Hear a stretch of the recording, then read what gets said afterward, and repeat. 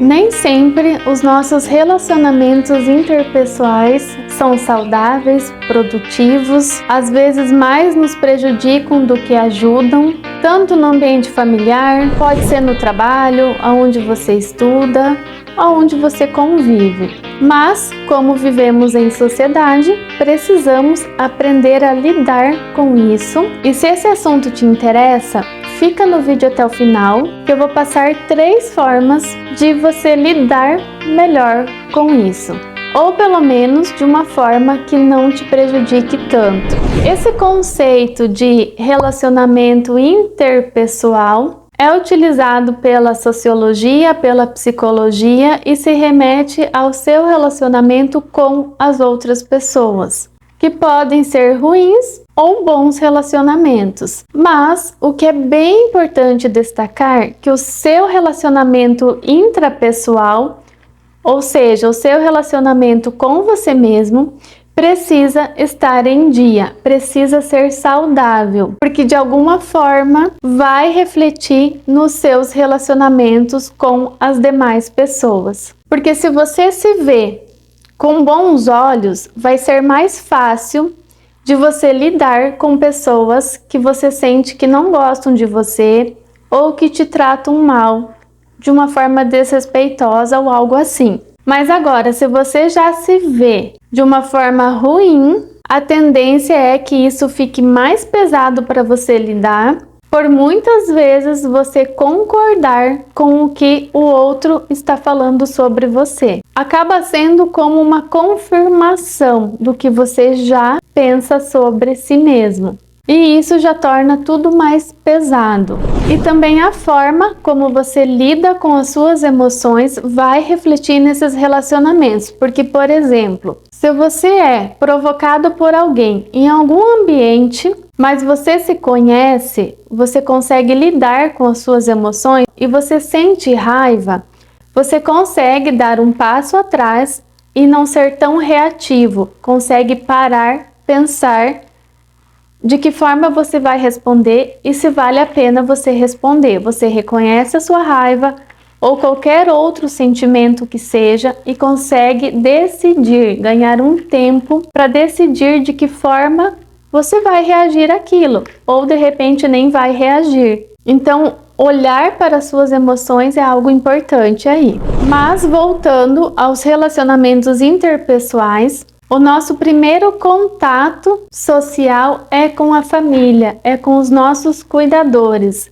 Desde o nosso nascimento é necessário que alguém nos cuide, que alguém nos alimente. Caso contrário, não conseguiríamos sobreviver sozinhos. Então nascemos com a necessidade de um cuidado, de um zelo, cuidados básicos e também com uma certa necessidade de sermos amados, principalmente na infância. A infância de quase todo mundo é marcada por momentos bons, momentos ruins, momentos felizes, momentos tristes, que muitas vezes vão deixar marcas, traumas, às vezes são negligências e que você pode arrastar durante toda a sua vida.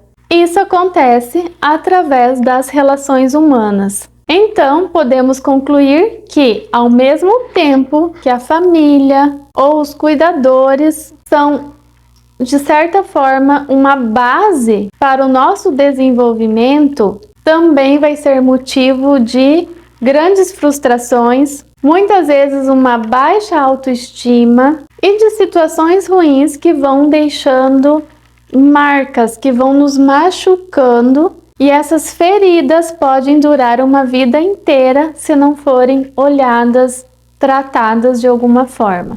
Só que essas pessoas que fazem parte da família, elas também são humanas, também têm as suas imperfeições, traumas, marcas do passado.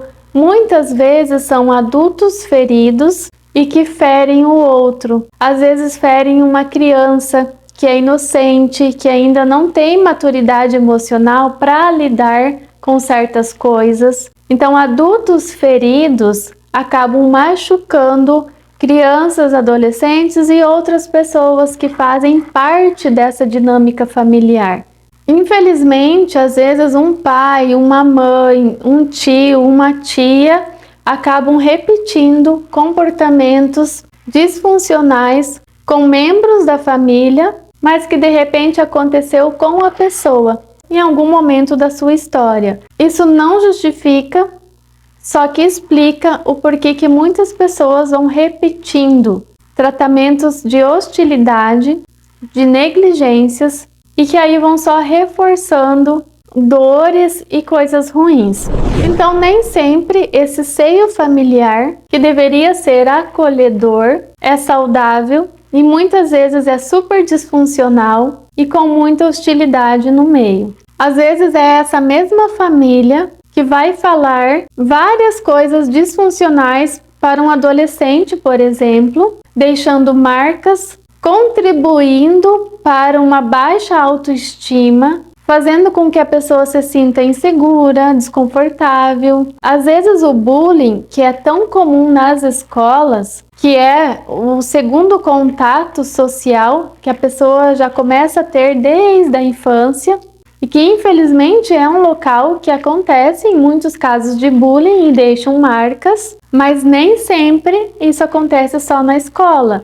Muitas vezes a própria família tem comentários preconceituosos, maldosos, excesso de cobrança, excesso de crítica. Muitas vezes esses comentários de hostilidade vão surgir de tios, tias, primos, às vezes pais, irmãos, e eles ferem, eles machucam, muitas vezes deixando marcas e contribuindo para um senso de autodesvalorização, porque a impressão que ela tem sobre si mesma acaba sendo muito negativa, porque a família deveria ter essa percepção de passar uma boa impressão para a pessoa. E muitas vezes acontece exatamente o oposto disso. Então a pessoa não consegue se ver com bons olhos, porque a base familiar, que deveria ser um local acolhedor e passasse segurança para que a pessoa dê conta de lidar com sua vida, com as suas questões, faz exatamente ao contrário disso.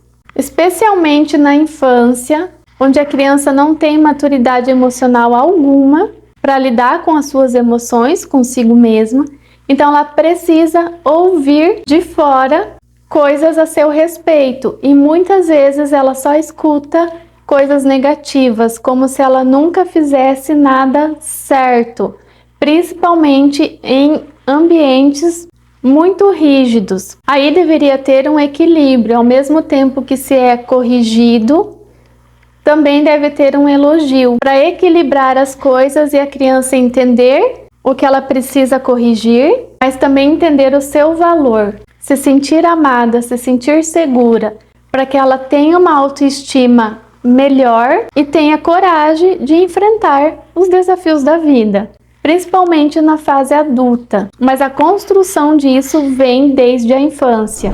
E esse tipo de coisa acaba machucando de uma forma injusta a pessoa que passa por esse tipo de situação. E muitas vezes, além de esse tipo de situação deixar marcas, pode desenvolver transtornos mentais como ansiedade, depressão e outros, e aí ser mais difícil ainda da pessoa lidar com esse tipo de coisa. O que é inevitável, acaba refletindo nos relacionamentos interpessoais. Ainda mais se tudo isso é reforçado ao longo da vida. E quando falta essa base familiar de uma forma que colaborasse com o desenvolvimento saudável da pessoa, quando ela vai para a fase adulta, e aí a gente já pensa no ambiente de trabalho, nem sempre ela tem estrutura para lidar com coisas que começam a acontecer nesses ambientes, nesses outros relacionamentos interpessoais. Ainda mais se tiver semelhança no comportamento de um colega de trabalho, por exemplo, com alguém da família. Aí fica um pouco mais tenso de lidar. Mas é aí. Como lidar com tudo isso? Então vamos pensar em 3 sugestões para que você consiga ter um outro olhar sobre essas situações e para que isso cause menos impacto na sua vida. Então o primeiro ponto é que você olhe com sinceridade para você e comece a notar todos os sentimentos ruins que surgem devido a esse tipo de relacionamento interpessoal que não é muito saudável. Mas seja sincero consigo mesmo. Olhe para suas emoções com naturalidade. Nomeie suas emoções. Sejam elas mágoas, raiva, tristeza, ressentimentos. Não importa qual seja a emoção. É importante que você reconheça que tais situações, tais pessoas te causam isso que você sente. Então se permita sentir, seja o que for, não fique guardando. Então evite se sentir culpado ou ficar se cobrando por estar se sentindo mal com essas situações. E muitas vezes as pessoas cobram o amor ou sentimentos bons, sentimentos nobres, mas às vezes as pessoas não fazem por merecer e aí fica difícil sentir coisas boas por pessoas que nos tratam mal ou com algum tipo de hostilidade. E por que é tão importante que você esteja ciente dos teus sentimentos e do mal que isso causa na sua vida, para que você consiga ter o autocontrole sobre essa situação. Então você precisa se conhecer, essa é uma forma, é você olhar com sinceridade para você, até para que você consiga separar o que é seu e o que é do outro. O que são sentimentos seus, a forma de você pensar e de ver a vida, e o que é do outro. Não importa se esse outro seja a pessoa que você mais ama ou a que você menos ama, ou a que você é obrigado a conviver ou não. Mas é importante que você separe o que é seu e o que é comportamento da outra pessoa, independentemente de existir afeto ou não. Essas coisas precisam estar separadas dentro de você, para que você não se misture com situações ruins e acabe se perdendo, se sentindo mal com tudo isso.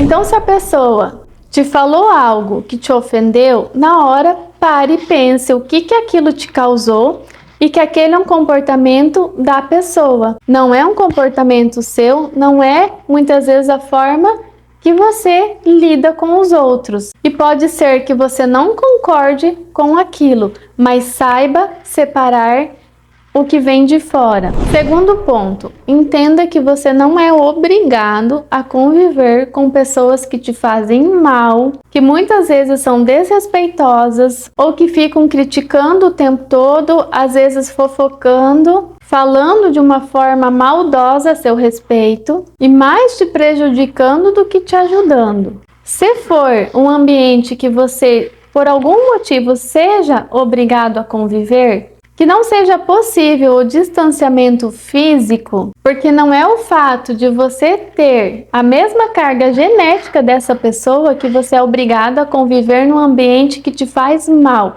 que te prejudica, que não agrega em nada na sua vida. Então, se não for possível se afastar fisicamente falando, então pelo menos se afaste emocionalmente. Crie essa barreira entre você e a pessoa. Não pegue para você coisas que não são suas. Por isso que você também precisa entender quais são as suas qualidades e os seus defeitos, porque quando alguém fala algo, são 2 caminhos. Ou você vai concordar porque é aquilo mesmo, ou você vai discordar porque não tem nada a ver contigo. Só que mesmo que seja algo que tenha a ver contigo, que você se identifique, você não é obrigado ou obrigada a conviver num ambiente que te faz mal, que te fere. Porque é muito diferente alguém que gosta de você chegar e te fazer uma correção, te falar algo que iria te ajudar a mudar algum comportamento, por exemplo, que não seja tão funcional, que às vezes a pessoa até veja que está te prejudicando em algum grau. Uma coisa é a pessoa falar com empatia, com cuidado, com respeito, com zelo, com gentileza, num sentido amigável mesmo, para que você melhore e conduza melhor a sua vida.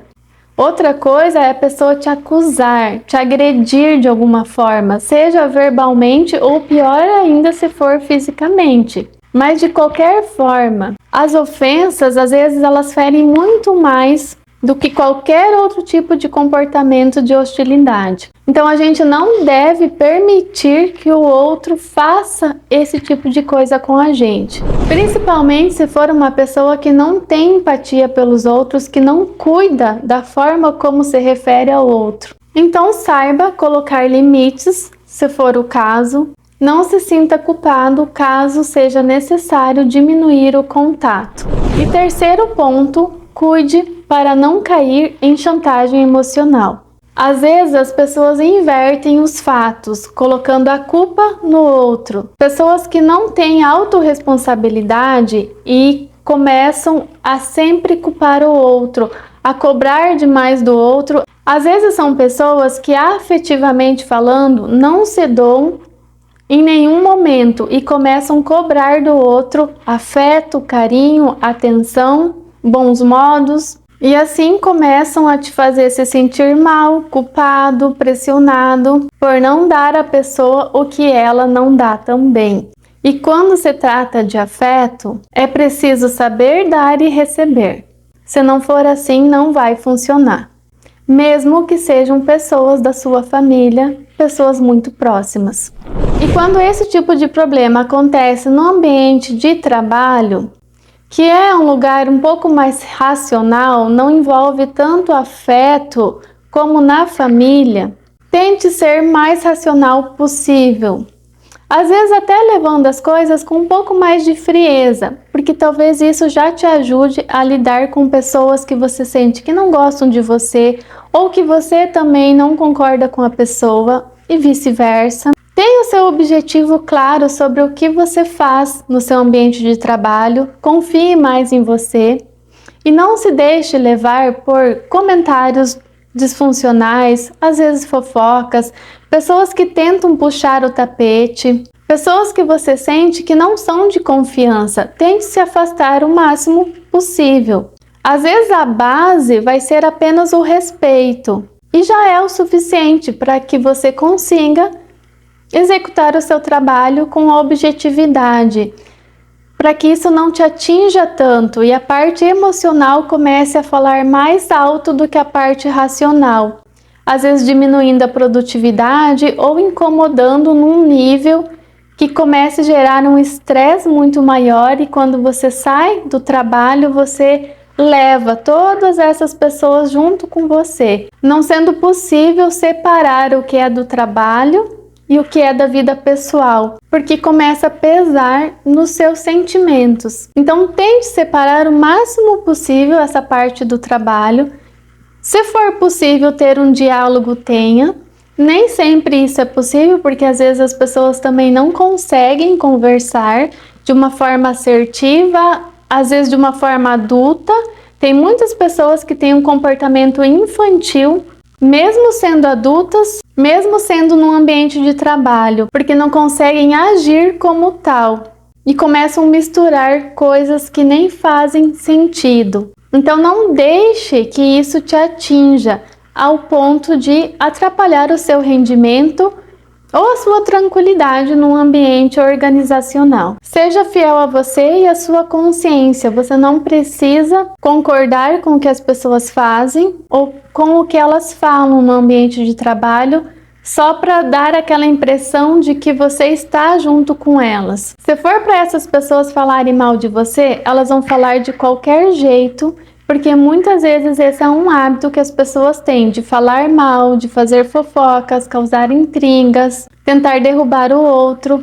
Então você próximo ou distante, elas vão falar de você do mesmo jeito. Então seja fiel à sua consciência, ao que você acha que é o mais correto você fazer, a forma que você conduz as coisas no seu trabalho. Mas quanto mais racional você for, melhor. Colocar limites aí também é importante, então veja o que é possível fazer dentro disso. E se for um ambiente que realmente seja muito tóxico, que você não esteja dando conta de lidar, que esteja muito pesado, aí é preciso considerar uma possível mudança, porque às vezes a mudança de ambiente vai te ajudar a se desenvolver melhor. Mas aí é preciso entender qual é o seu contexto, a sua realidade, se isso é possível e se você também deseja essa mudança. Às vezes vale mais do que colocar em risco a nossa saúde mental, mas de novo, cada caso é um caso e é preciso ser avaliado separadamente. Mas de qualquer forma, tente separar o máximo possível o que é seu, o que é do outro. Seja na família, seja com amigos, colegas de trabalho, de faculdade, seja aonde for. A gente convive em sociedade, mas precisamos separar as coisas para que a gente dê conta de lidar com essa parte emocional e de comportamentos que muitas vezes nos ferem. Então seja fiel a você, à sua consciência e reconheça o seu valor, as suas qualidades. Como eu falei no início do vídeo, quanto melhor você se relacionar com você, mais fácil vai ser de lidar com os outros, porque se você reconhece o seu valor, não importa quem te fale o contrário, você vai estar firme com você e não vai se abalar tanto com comentários maldosos. De alguma forma a gente sempre sente as coisas, mas essa consciência ajuda a diminuir o impacto emocional, o estresse, os desconfortos e seguir em frente, porque você está firme com você. As emoções vão se acalmando com o tempo vai ficando mais fácil de lidar, mas primeiro é importante você ter essa consciência. Bom, espero que tenha ajudado de alguma forma. Obrigada pela sua presença e até o próximo vídeo.